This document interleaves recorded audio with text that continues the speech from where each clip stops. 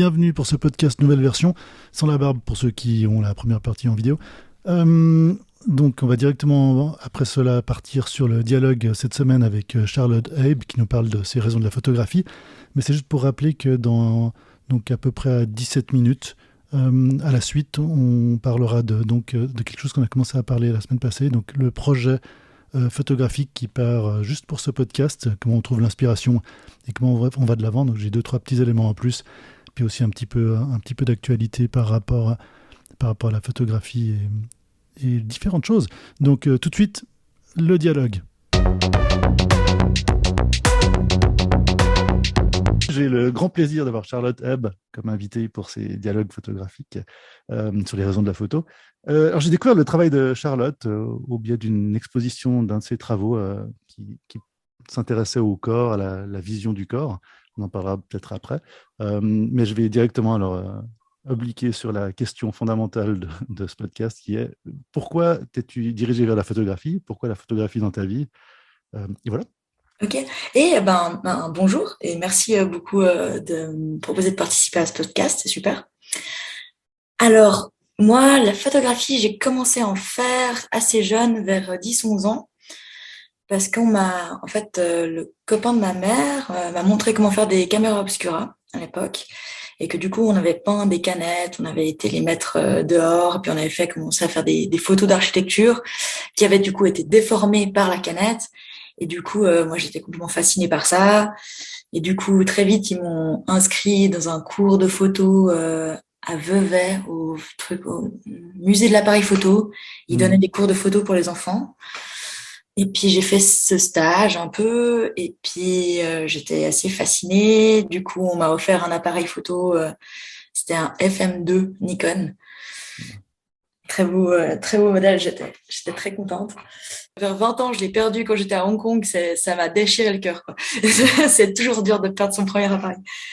Et voilà. Et du coup, ouais, voilà, j'ai commencé à faire de la photo argentique principalement. Et puis, du coup, vraiment un peu comme une passion jusqu'à mes 16-17 ans.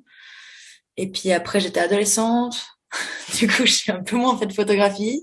Et puis, vers 19 ans, j'ai recommencé à faire de la photographie. Donc, j'ai fait l'IPAC Design, qui est une école à Genève. Et puis, ensuite, j'ai fait un pont pour faire le CEPV.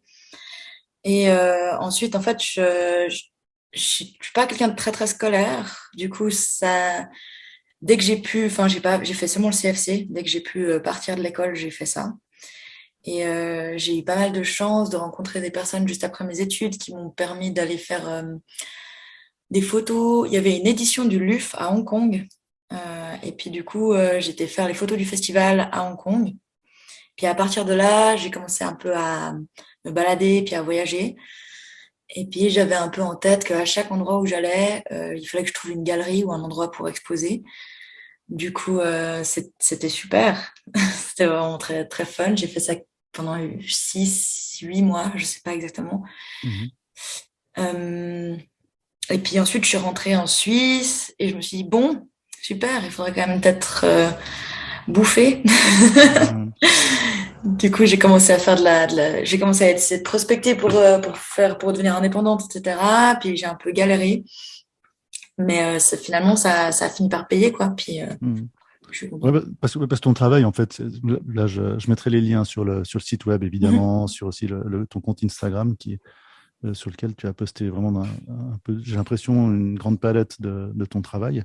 Oui, Il y a beaucoup de photos d'architecture. Alors, je ne sais pas ce qui est dans le commercial ou pas. J'ai vu que tu fais aussi de la vidéo, tu fais aussi de l'image animée, ouais, mais tu as beaucoup d'architecture, beaucoup d'objets, de ouais, portraits. ouais. Euh, Par rapport donc dans ta vie, la photo, là, visiblement, c'était vraiment une fascination. Mhm. Que tu as transformé en un métier qui te permet en plus de subvenir Ah à oui, ta vie d'un ouais, point de vue mercantile. ouais. Euh, tu penses que ta vie est vraiment totalement différente grâce à la photo, par la photo, ou tu penses que c'est simplement un adjuvant à ta vie quotidienne? Ouf, ouais, non, je pense que c'est quand même pas mal Enfin, je sais pas. Moi, ben là, tu vois, par exemple, tu me dis que justement, enfin, je fais beaucoup de photos d'architecture, c'est vrai, etc. Puis du coup, je dirais que quand je me balade dans des lieux, dans des architectures, dans des endroits, etc., je vais toujours avoir cette idée de comment est-ce que le point de vue pourrait modifier l'architecture ou les perspectives autour de moi. Et du coup, je pense qu'il y a ça a réellement un impact sur ma vie de tous les jours, on va dire. Euh, Après, justement, moi, je pense pas que je fais partie des gens qui font de la photographie d'instant. J'ai plutôt l'impression que je fais de la photo, comment on peut dire ça, plutôt je sais pas, d'ambiance. Comment dire, De c'est pas sensations. de sensation exactement, et pas de fixer un instant comme une temporalité, mais plutôt de sensation et du coup plus sur une longue période, comme, enfin, voilà. Mais un peu à l'image, enfin, là j'ai l'impression de ce travail justement sur les corps. Tu Oui. avais appelé Curves ou Imaginary Body? Alors, j'avais appelé ça, à la base, j'avais appelé ça tas de chair. Et puis, en Ok, fait, je il me y a rappelle plein de ça. gens qui m'ont dit que ça ressemblait à Thatcher, la Ah ouais, ouais. actrice, anglaise. Du coup, j'ai changé parce que j'étais là, non, mais c'est chiant. Du coup, j'ai appelé ça Curves, finalement. Et puis, ouais, c'était très cool. Ben, ça, j'ai commencé, en fait, justement, parce que, avec cette idée que le corps, justement, on le rend de façon sensuelle, on essaie enfin, il est partout affiché comme quelque chose de, justement, d'érotique, etc. Et là, du coup, tout en gardant les formes féminines, etc., essayer d'en faire quelque chose de déformé, de proposer une autre vision de ce corps qui est justement esthétisé de façon générale. Mhm. Et j'ai beaucoup aimé faire ce travail aussi parce qu'il y a beaucoup de gens que, quand ils regardent ces photos, ils sont là, ah, c'est dégueu. Ah! Et alors qu'il y a rien de dégueu, en fait, il y a rien de trash, il y a rien de dégueu, c'est juste de Non, la peau. ouais. C'est assez, enfin, je pense que c'est vraiment, ça dépend vraiment du point de vue. Ça, c'est Ouais, vraiment comme tu dis, ça crée un sens. Moi, je trouve que c'est assez beau, ouais. mais Mais c'est, c'est vraiment personnel. Il y a vraiment des gens qui sont là, genre, ah non, ça me dégoûte, c'est beaucoup trop près. Et ça, je crois que c'est aussi un truc qui me plaît beaucoup dans mon travail de façon générale. Bah, comme tous les photographes, je pense, la réaction des gens. Mhm. Après, moi, j'aime bien justement plutôt dans un truc qui va les faire réagir un peu, qu'ils trouvent un peu dégueu ou un peu étrange ou un peu.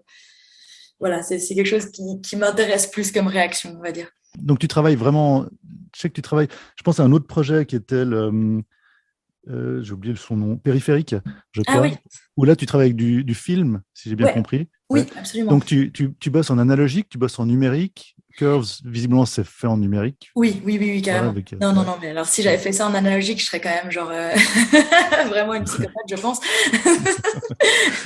Mais quelle est ta relation justement au médium en tant que tel? Est-ce que c'est neutre pour toi ou... Alors j'adorerais travailler à l'argentique ben, plus jeune parce que c'est comme ça que j'ai appris à faire de la photographie et puis j'aime développer, j'aime être en labo, j'aimais beaucoup justement, c'était aussi toute une partie quand je partais en voyage. À chaque fois que j'arrivais dans une nouvelle ville, je trouvais un nouveau labo. Et puis du coup, je me faisais aussi des potes à travers ça. Et puis ben, par exemple, quand je suis arrivée à Taïwan la première fois, j'ai pris l'avion depuis Hong Kong. Et puis j'avais invité avec moi tous mes produits de développement parce que j'avais un petit tank des fois pour développer dans ma chambre.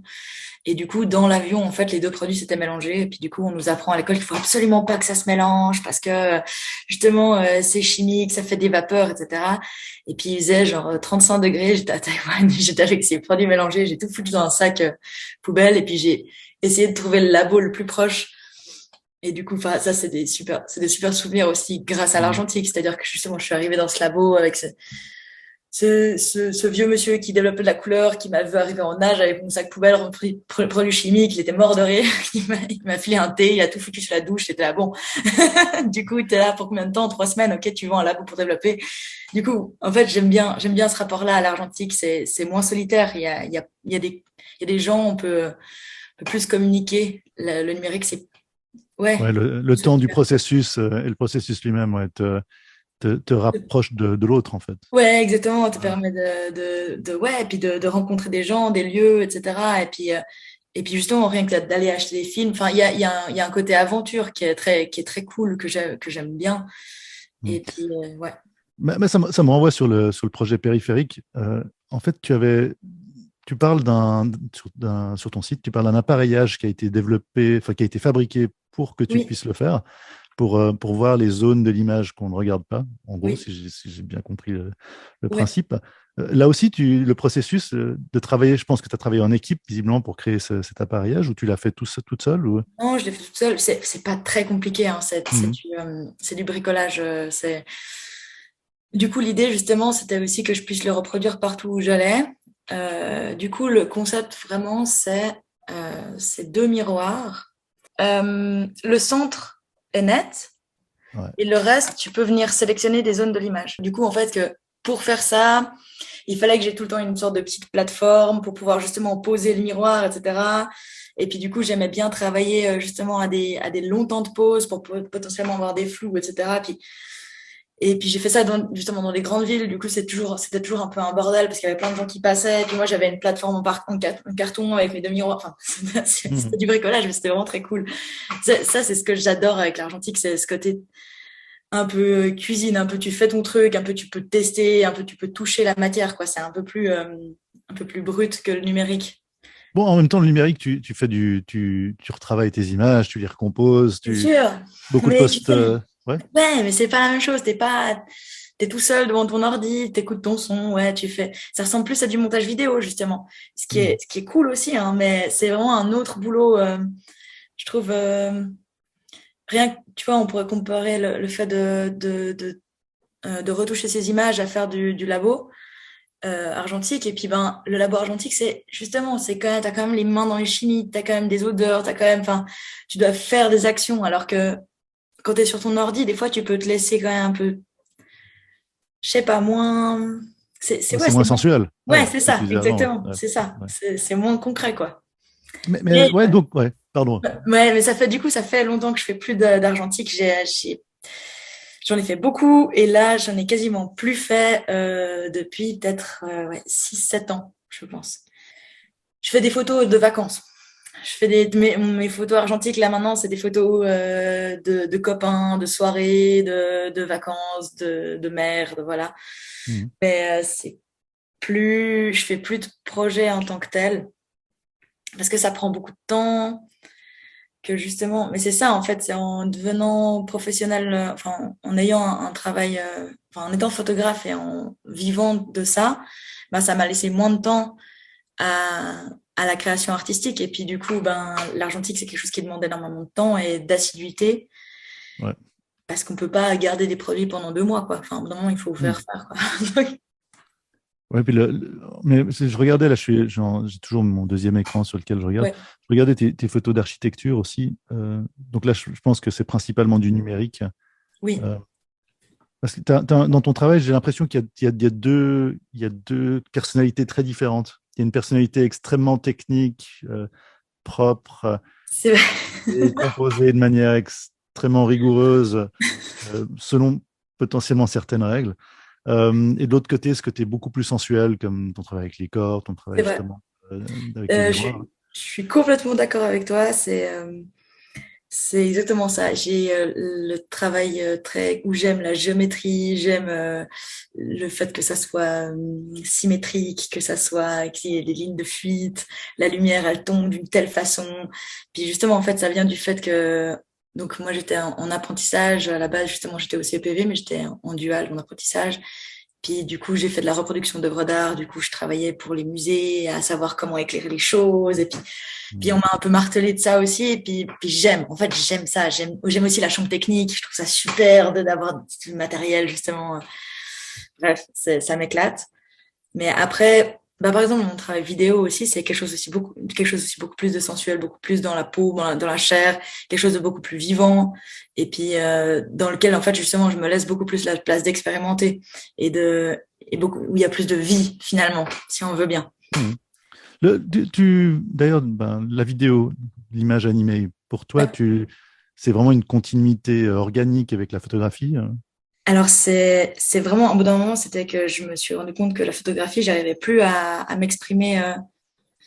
J'arrivais plus à trouver un chemin artistique pendant un moment où enfin, j'avais l'impression que j'étais justement trop technique et que j'arrivais plus à dire ce que je voulais dire. Et puis du coup, la vidéo, vu que j'ai pas étudié ça en tant que tel, ça m'a permis vraiment de me dire, mais on s'en fout, mais on fait ce qu'on veut et puis on essaye. Mhm. Puis du coup, j'ai commencé à faire des vidéos avec différents amis pour faire justement des musiciens, noise, etc., des performeuses, etc. Et, euh, et ouais, j'ai fait toute une série qui s'appelle Porn Food. Et du coup, ça, l'idée, c'était justement en voyage de rencontrer des gens et puis de leur demander de faire de la nourriture et puis que je filme ça de très près, presque de façon pornographique et que ensuite, du coup, eux, ils fassent un mini montage audio dessus. Moi, je fais le montage vidéo. Et, mais ça, c'est de nouveau un prétexte pour rencontrer les gens. C'est aussi un prétexte Ouais, pour vivre, pour expérimenter et tout. Puis, ouais, c'est une clé pour toi pour rencontrer l'autre. Ouais. ouais, Mm. exactement. Ouais. Exactement. C'est- Malheureusement, là, évidemment, comme toujours, ces dialogues sont un peu courts. Là, j'ai envie de discuter bien plus longtemps, mais je vais évidemment mettre les liens plus bas Ouais. dans la description du podcast. Est-ce qu'aujourd'hui, tu as un projet en particulier sur lequel tu travailles ou est-ce que tu as des Ouais. choses autres que tu aimerais peut-être nous parler de? Ouais, alors là actuellement, je travaille sur, enfin mon nouveau travail de façon générale, il porte sur l'idée du vide. Et du coup, justement, j'essaye de mêler, en fait maintenant, j'essaye de mêler l'architecture à l'humain, ce qui est pour moi très compliqué parce que c'est comme justement, comme tu disais, je crois que j'essaye de réunir ces deux facettes de mon travail en une. Et ça demande du boulot de faire ça parce que Mm. j'arrive pas encore bien à... Mais c'est en voie de. Et du coup, justement, ce travail sur le vide qui, justement, un peu l'idée que le vide s'est perçu de façon négative, alors qu'en fait, le vide, il n'y a rien. Et du coup, c'est tout ce qu'on veut. Et du coup, c'est un peu le début du commencement de toute forme de ce qu'on peut imaginer. Mm. Et du coup, à travers ça, imaginer une sorte de monde, imaginer où il y a en fait différents personnages qui l'habitent, à quoi ressemble ce vide, est-ce que le vide, c'est justement c'est plutôt les ombres ou c'est plutôt la lumière dans une image? Est-ce que ça... Puis y avoir toute une réflexion aussi là-dessus, sur l'architecture abstraite. Enfin bref, voilà, Mm. j'en dis beaucoup. Mais... Ouais. Mais donc ça, c'est vraiment le projet en cours. Ouais, c'est ça. Mais Ouais, c'est pas ouais. très clair. Enfin, je dis beaucoup de mots et c'est pas très clair peut-être. Ouais, mais je pense que tu vas quand même poster de temps en temps aussi sur Instagram des Oui, extraits de ton avancée, j'imagine. Donc, oui, absolument. Ouais, ouais, ouais, tout ouais, à fait. ouais. Donc moi, en tout cas, je me réjouis. Je pense que les auditeurs vont se réjouir aussi de voir où ça va. Yes. Et ben, je te remercie encore vraiment beaucoup pour ce petit moment. Ben, Et merci à j'espère toi. qu'on se croise bientôt. Ouais, bah oui, à fond. Ouais. Super. Merci. Ciao, ciao. Donc après ce dialogue avec Charlotte, on va venir un petit peu à cette deuxième partie de podcast. L'idée était de parler un petit peu de l'inspiration. Comment est-ce qu'on trouve son inspiration photographique? Comment est-ce qu'on raconte des histoires? Donc ça va être assez court encore pour cette semaine. C'est un podcast qui essaie de trouver un peu sa géométrie. Donc par rapport à la semaine passée, la chose que j'ai avancée, je me suis dit, bah, tiens, quelle est la thématique que je pourrais évoquer pour aller de l'avant avec un projet photographique? Et c'est surtout, en fait, c'est principalement l'inspiration. Donc l'inspiration, j'ai un petit peu travaillé sur l'idée, comme vous tous, je pense, vous faites quand vous cherchez une inspiration. Et au final, j'avais vraiment l'impression que c'était quelque chose d'assez flou. Comment est-ce que, enfin déjà, pourquoi est-ce que j'avais proposé ce projet pour le podcast? J'ai suffisamment d'autres projets qui n'avancent pas pour en rajouter un. Mais en fait, c'est intéressant. Et là, je me suis dit, bah, tiens, on va essayer peut-être de démarrer juste avec une photo que j'ai faite la semaine passée, qui tout d'un coup m'a fait un petit déclic. Une photo que j'avais prévue d'un coucher de soleil, que j'avais prévu net, et qui au final était complètement floue, mais que je trouvais assez sympa. Donc j'ai publié d'ailleurs sur Instagram. Je mettrai les liens évidemment dans la description en dessous. Et en fait, je vais partir de cette photo. Cette photo va me servir un petit peu pour les semaines qui viennent. Donc à chaque semaine, je vais essayer d'avancer un petit peu. Euh, Ça va être mon point de départ en fait de ce projet photographique. C'est un coucher de soleil pris depuis une terrasse à Belgrade. Et, et voilà. Elle m'évoquait pas mal de choses. Elle est semi-abstraite. Elle ne dit pas grand-chose de plus, mais je trouvais qu'elle exprimait assez mon ressentiment par rapport à comment est-ce qu'on trouve l'inspiration et comment est-ce qu'on trouve l'envie de raconter une histoire. Là, je vais me focaliser donc pour ce projet sur l'histoire d'une inspiration qui vient et on va essayer d'en faire quelque chose. Donc, je vous pousse à aller voir peut-être la photo. N'hésitez pas à nouveau, soit par le lien Spotify, vous pouvez aussi me laisser des messages vocaux par le lien du podcast par Spotify, ou sinon via Instagram pour la suite et pour aller un peu de l'avant avec ce projet. et voir un petit peu plus où on en arrive la semaine prochaine. Au fur et à mesure, je vais construire des choses, donc c'est un petit peu court pour l'instant, mais ça devrait assez vite se charger en différentes histoires. Aussi, une petite actualité, donc là ça va être assez rapide cette deuxième partie, mais j'avais parlé de cette problématique du concours pour nouveaux talents du FOAM, donc de Photo Amsterdam, là, qui est un musée, qui est une publication de belles factures et avec une très belle audience aussi, avec super intéressante en général. Ils ont de super expos, ils ont des super publications, qui mettaient une limite d'âge en fait pour la participation à leur concours. Alors j'ai essayé de les contacter, j'ai pas encore eu de réponse, donc ça reste en arrière-plan. Donc voilà, ça c'est une petite chose en cours. Et un petit dernier point encore, donc je pense qu'il y a pas mal d'entre vous qui ont essayé. Si vous êtes abonné si vous utilisez Photoshop, Lightroom ou autre, personnellement j'essaie un peu de m'en détacher, mais en fait ils rajoutent souvent des options. Alors là il y a une version en bêta qui propose de l'intelligence artificielle. C'est vrai que c'est assez bluffant. Peut-être que Adobe a trouvé une parade à ces DALL-E, Midjourney et autres, en intégrant même dans l'outil le pouvoir de génération en intelligence artificielle. Ça permet de créer des calques, ça permet de faire des allers-retours. Mais en fait, on a toujours la même problématique par rapport à ces autres outils d'intelligence artificielle. Là, je me réfère un petit peu aussi à la série YouTube que je fais toutes les semaines, qui est AI's Hit. C'est qu'on est censuré en fait par la thématique sémantique, je ne sais pas comment l'appeler, de l'éditeur. Donc en fait, on se retrouve sur des outils de création qui devraient nous permettre de faire ce que l'on veut, mais en fait, notamment les concepts de nudité, si vous faites du nu, si vous voulez faire des ajouts, il y a une intégration de l'intelligence artificielle, mais certaines choses sont interdites. Vous retrouverez plein de vidéos aussi sur Internet. Il semblerait aussi que les armements, que certaines choses, en fait, il y a vraiment on a une curation de l'outil créatif, en tout cas pour l'instant, qui pose question tout d'un coup. En fait, est-ce que la réalité est le seul endroit où on n'a pas vraiment de censure dans l'image, dans ce que l'on veut évoquer? C'est intéressant. J'aimerais bien, si vous avez des avis ou autres, hein, pour ceux qui... Donc la version de Photoshop Beta est téléchargeable pour ceux qui ont l'abonnement. Je ne suis pas sûr que vous puissiez le faire sinon. Mais ouais, n'hésitez pas à me donner vos avis. À nouveau, je mettrai peut-être... je parlerai un petit peu plus des résultats qui ont été obtenus.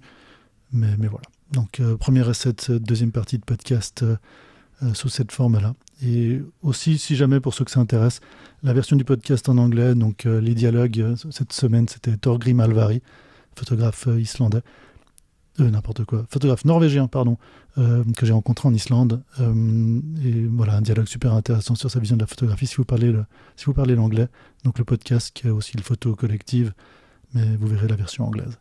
Voilà, alors n'hésitez pas à poster des commentaires, m'envoyer vos commentaires par Instagram, laisser des messages vocaux par le biais de la plateforme du podcast via Spotify. Et voilà, à tout bientôt.